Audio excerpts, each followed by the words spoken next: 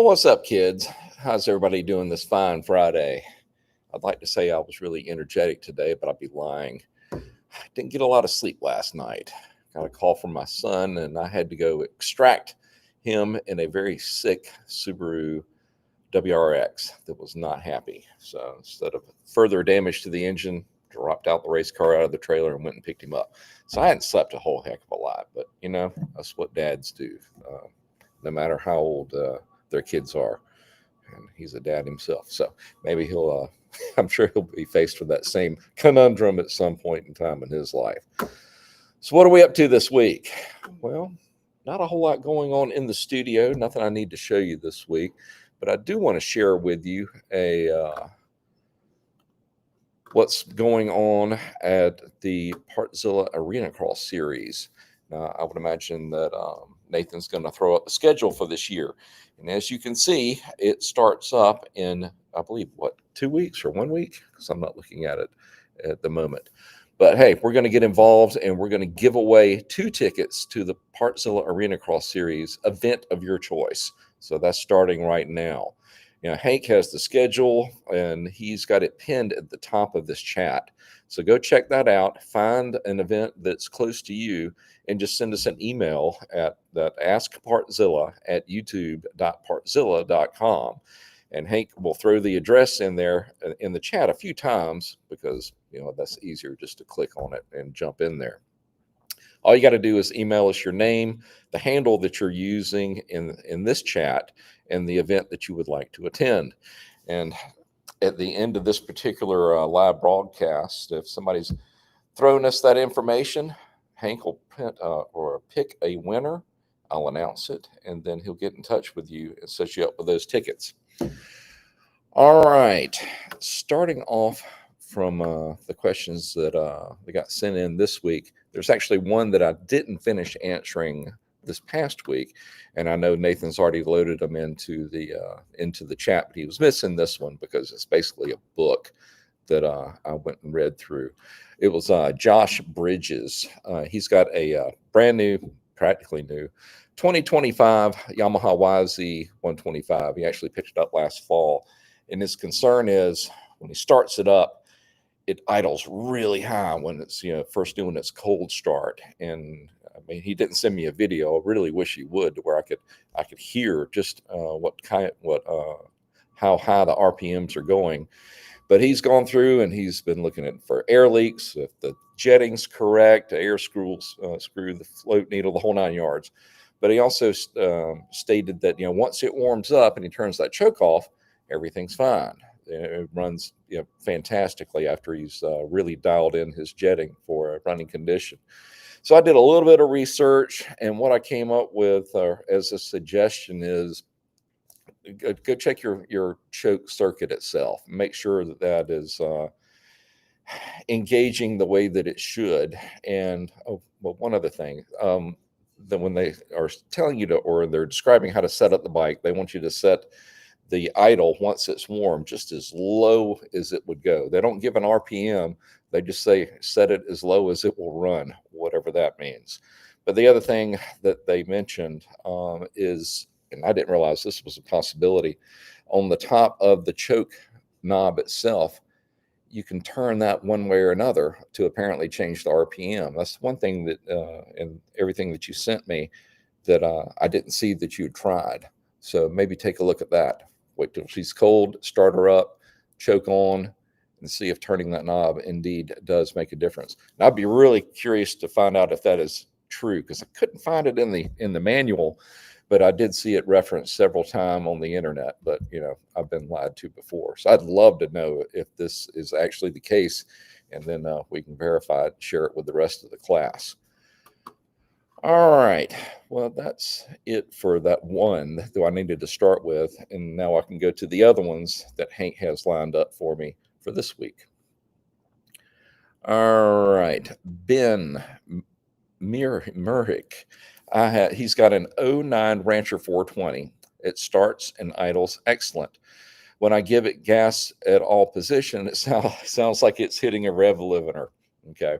People on the web said it has something to do with the reverse limiter. And yeah, I believe that the internet is correct. For whatever reason, that machine, it has been triggered to think it is in reverse, and that will cut off its RPM level at like 1500 or something relatively low. So I'd say you have an error on that circuit somewhere. Score 1 for the internet.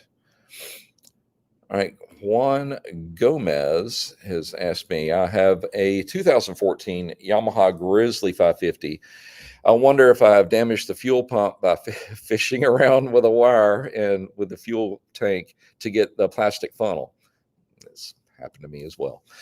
The plastic funnel from the gas can fell into the gas tank, and I was able to fish out the funnel. But is it possible I damaged the fuel pump? Yes, because I'm betting that you probably had, a coat hanger with a hook in it, trying to lasso that funnel. Now, the fuel pump, if you go look at just one of our pictures online, it's basically all exposed as far as the wiring that goes down around the sides and connects to the pump motor itself. So it's entirely possible that you may have hooked it and unplugged it. Now, does that mean it's toast and you can no longer use it? Probably not, because for the most of your OEM pumps, you can rebuild just the pump, and it's just like a spade connector where it makes that connection.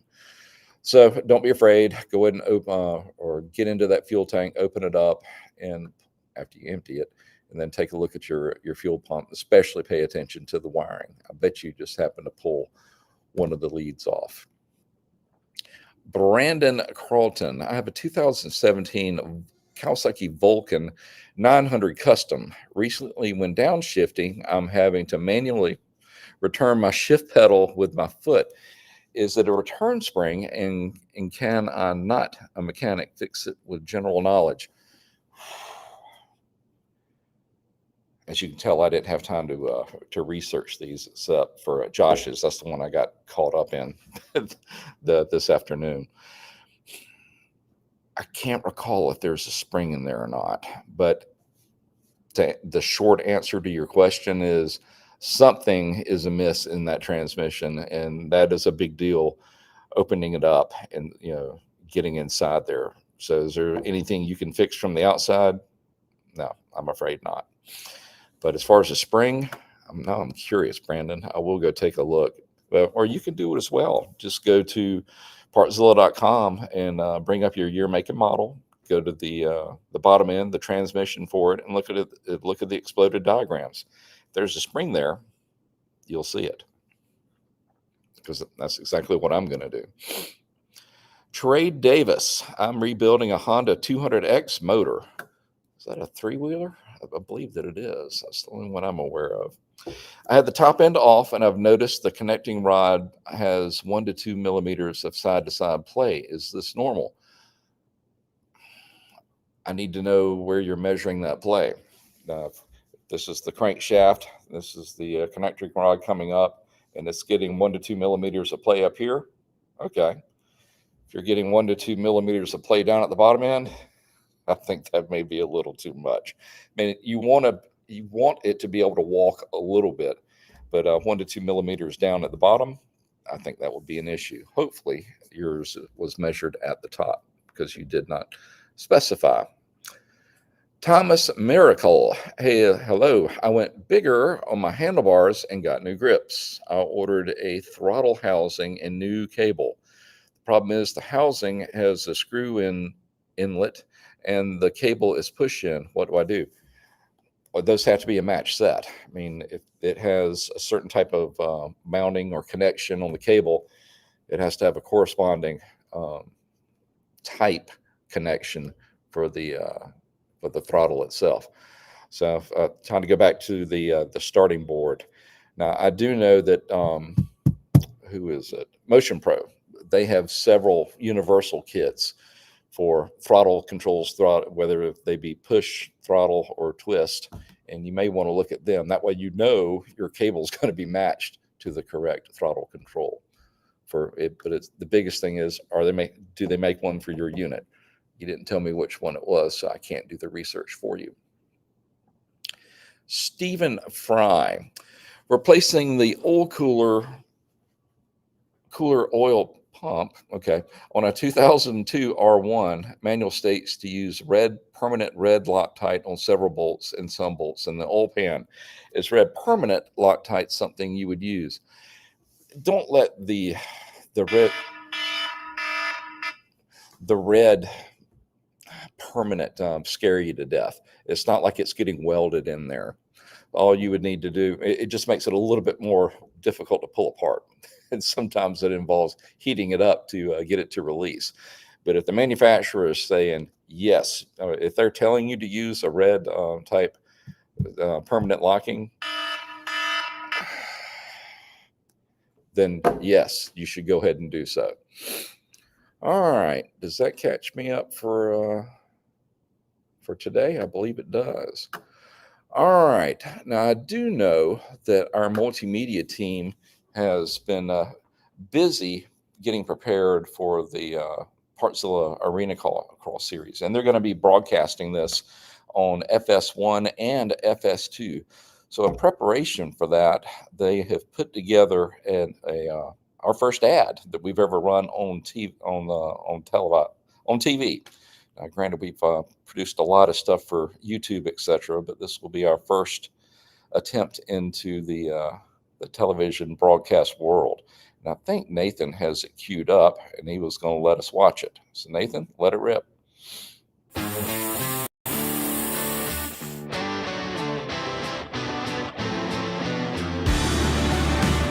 From racing conditions to family traditions, every bolt, every ride, every story. It all starts with the right parts, because the best rides aren't just won, they're shared. Partzilla, the best for parts. So how do you think we did? I'm a little bit partial. I thought it turned out pretty good, except for the guy's voice. I'm not too sure about him.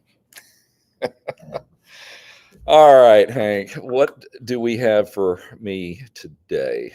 We get over to the right chat, and let's see what we've got. All right, starting off, we've got Ben Cooper.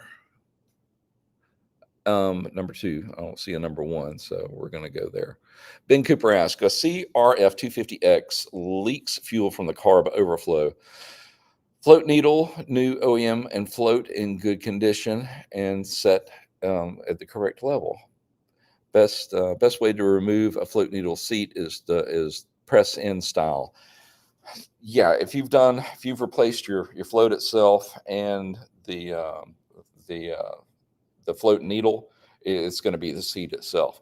Now, I don't know if that 250X is replaceable. If it is, once again, on the exploded diagrams, if it's a possible, optional part, it'll show it, broken out there. If it is not, and I've actually done this before, if you have a talented machinist nearby, they've been able to. There was a little bit of a pitting, and I can't remember which carburetor it was. It's been too long. Pitting, it was not replaceable. You couldn't get in a new one.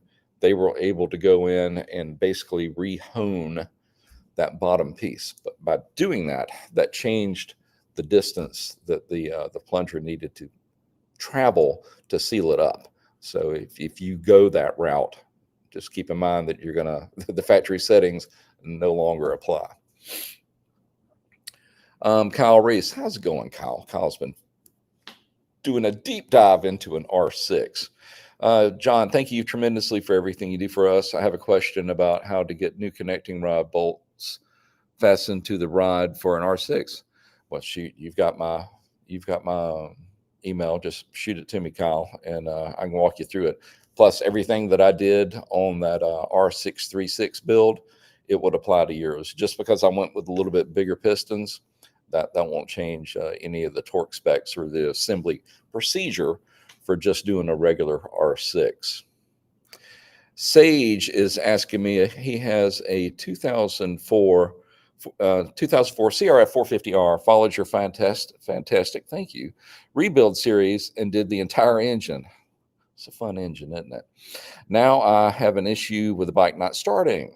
I have a good spark. It's getting fuel Air and compression is good. I'm worried there might be a valve issue, ding, ding, ding, but I don't even know where to begin with on that. I had a hard time getting ours to start as well. And of course, you didn't see any of that in the video. Thank God. It was driving me crazy. It came down to two things. The valve, I believe the decompression thing was a little out of whack on mine. Keep in mind, it's been 5 years, so it's been a while since I've thought about it. And even though my bike was producing a spark, it wasn't a great spark. So even after we readjusted the valve issue, it still didn't want to start, and it didn't straighten up until I replaced, because I did what I'm not supposed to do. I threw too many parts at it. I replaced the little CDI box as well as the harness, because it's 10 wires in there. And once I did that, she fired right up. So just something to think about. You may want to look at replacing that little CDI box, because that holds the key to the castle as far as getting a good spark, apparently. And of course, I'd replace the coil as well, but it still didn't straighten it out until I did that. Boy, she's persistent. It's my mom. Yeah, Mom, I have a real job, believe it or not. All right. Hamster Wheel Racing asks, he's got a 2009 Suzuki C50. Is it normal for the stator wires to get warm to hot? Not too bad that you can't touch the wires. Original plug melted. They can get a little warm, but they shouldn't get to the point where it's melting plastic. If that's happening, this overdrive, or the stator's getting overdriving, and it's actually sending way too much current through those connectors. Now, that being said, why is it sending so much current? Most of the time, especially in those older connectors, you've got a spade and it just gets pressed in there. Now, over time, they start to loosen up, the connection doesn't get as good, and then that starts ramping up, or ramping your resistance, and then making your amperage go through the roof to deliver the current or the power that it needs. So I would definitely reach in, and if you can get to the end of the spade type, the female type connector, and maybe push those, because they're sitting in there like this, push those edges down to where it really gets a firm grip on that spade connection going in. Barry Harden asks, my steering is loose in the power steering box on a 2016 Yamaha Grizzly. Whoa. Yamaha wants $4,000. Any help here? Whoa. $4,000 for a new box? I didn't even think you could spend that much. All right, let's say that you do have to replace the entire power steering unit on it. Why don't you take a look at, and I don't say this very often, but if our price is that high, then you may want to look at an aftermarket kit. I can't remember the manufacturers, but I know there's a company that makes them for Polaris for like a third of the cost of what Polaris is producing them for. I just can't come up with the manufacturer off the top of my head. But just make sure it's a well-known one if you decide to go that route. Which Grizzly is it? Is it the 550 or the 700? So now I'm curious why in the world they would need $4,000. You can buy a whole machine for that. Barry, send me some more information on it. Let's see if we can help you out a little bit, especially if it costs that much. And yeah. Send me the information to that email address, and let's see if Partzilla can help you out a little bit on this $4,000. That hurts. That hurts my head. So no, we're not doing that. Shane Hemrick asks, aftermarket air screw for a YZ250X with a Keelan 38 carb. Also moving to Oregon, bought a Boyce & Reed super cool water pump. Will it overcool with colder weather trails, but it still be okay in the track dunes? Okay. Instead of chasing it with the water pump, trying to mess with that and trying to rejet the carb, maybe go with a little bit hotter or colder plug in there. Just one direction, one tick one tick either direction, depending on what environment you're in. It's a easier way just to change your spark plug than try to rejet your machine to get it to run a little hotter or a little cooler. Inside trick there. Wayne Porky asks, great day all. I have a 2008 Goldwing 1800 GL 1800 airbag. Every now and then I get a reverse light blinking when I start it up. Any ideas? The reverse light, or is it the because I know that it'll blink a light for the speed sensor until it starts moving. It'll no, it's actually an ABS light. The ABS light will blink until you start moving, and once you get past about, I can't remember if it's 5 or 8 miles an hour, then it picks up on the rotation of the sensor in the wheels, and then it says, okay, everything's fine. So you sure about which light is blinking there? Because I'm betting it's probably that ABS light.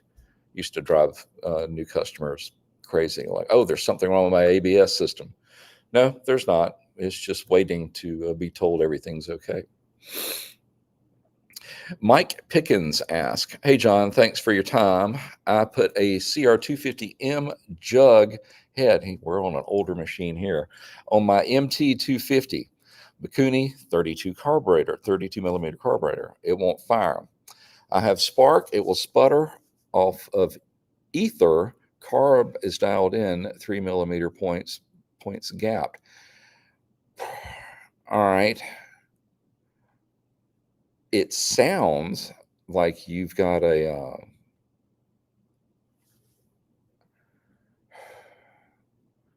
probably a reed problem. That's what this feels like. Feels like you've got a split reed or a reed problem inside that jug. So pull that carburetor, pull that intake, take a look at the reeds, and see if one of them's cracked or missing a little bit. Because that's what it feels like right now. And as far as the jug going on a CR jug going on an MT, it should be okay. I've never heard of anybody doing that, but I think it has the same stroke as the crank as far as how far it's going down and then coming back up. So I think that should be fine. But hey, give me the year on that one, Mike, and I can look into it a little bit more for you. Make sure you've done a viable path. All right. Ryan Guthrie asks, howdy, John. GL 1800. It's a Goldwing day today. 2005. Engine running on center stand, in gear, drivetrain spinning, loud noise coming from the rear of the engine area. Suspect a bad universal joint. New drive shaft needed. Thanks. It could be either. I mean, you really won't know until you're able to dial in where the noise is coming from exactly. I can tell you from experience that those the rear differential on those Goldwings is damn near indestructible. So I would lean more toward a linkage closer to the engine as being the possible culprit on this. But biggest way or the quickest way to find out is go ahead and do a rear diff oil change. If it looks rough or looks milky, maybe it has water intrusion, well then yeah, that's going to point you in the direction of it is the diff, and probably not because it failed, but well, it's failing because of some type of foreign contaminant that's got in it. So start with dropping your fluid. Probably a good time to change it anyway, and get a read on what's going on it by taking a look at that. All right, Steve, New Zealand asks, hi, John, just sold my Yamaha Viking. Looking to replace, what would you recommend staying with Yamaha? Whew. Was it a single or just a 3-seater? Or was that a 2-seater or a 3-seater? Or the big 6? So I'd need to know which one, because I would probably point you one way or another as to which one to go with. But hey, we're talking about Yamaha, so you really can't go wrong. And if you're a fan of Yamaha, stay with them. Go to the dealership. Hopefully they have some type of at least small riding area, and just ride a couple. If not, go out to your favorite riding area and find somebody that has one. We're usually a pretty open group wanting to show off our toys, and well, I always have. I'm like, oh, you want to see what it's like? Then come on, and then choose one like that. But yeah, especially if you're a Yamaha fan, go ahead and stay with them. Most of the machines in this room right now are blue. Wonder how that happened. Aaron asks, what's the best method of keeping a vintage Honda 350X gas tank from rusting over the winter? This applies to any fuel tank, but the best way to keep them from rusting over is to fill them all the way up but also have a little bit of fuel stabilizer inside of it. Because if the air can't get to it, if it's covered in fuel, ain't going to be a problem. So just fill them up all the way and add a little bit of stabilizer in there. Frank Silva asks, I have a 2007 Honda Shadow Spirit and I want to replace my headlight. Can I easily change it to an LED or anything better? It should be an issue, especially on an older one like that. I know on a lot of your newer cars, man, God, if it doesn't see the right resistance in there, that it has a fit about it. But as long as it's a balanced LED where it's going to get the right kind of power input from it, then it should be fine. It should be fine. I'm trying to remember what light that one uses in that. Is it an H6 or an H7? But yeah, shouldn't be a problem finding an LED that will fit in that same socket and connect up. I did the same thing on Brantley's 450R. It had just the regular, Yamaha bulbs in it, and actually I did a comparison test in between the LEDs and the neon and the xenon. It was like 4 or 5 different bulbs, and it turns out the one I liked the best was just an LED, and that's what we went with. So it worked out well for that one. All right, it looks like I have caught up with y'all, and according to Hank, we have a winner. Congratulations to Sandy with an I. That's cute. Who has won 2 tickets to round 11 and 12 in Lake Charles, Louisiana, December 19 and 20. So congratulations, Sandy. That worked out pretty well. I think I need to start giving away more stuff. What do y'all think? Keep things interesting around here. But congratulations again to Sandy. And I'm betting if you show up at the swag table and find either Nathan or Mike or any of our Partzilla crew, they can set you up with a swag bag. So y'all be looking out for Sandy. All right, kids. Well, there goes 30 minutes. And like I said, I'm tired. I'm always tired. But that happens when you get old. Now, if I would only start acting my age, who knows when that's ever going to happen. All right, kids. Well, I am going to call it a week and a day, and God willing, we will come back again next week and do this all again. I just want to say thank you for swinging by, sending in some great questions, and that makes it just fly by. So just thanks for swinging through. Thanks for shopping here with us at Partzilla, because it makes all of this stuff possible and keeps me employed. So once again, everybody have a great weekend, a great week, and God willing, we will see you next Friday at 3. Y'all take care.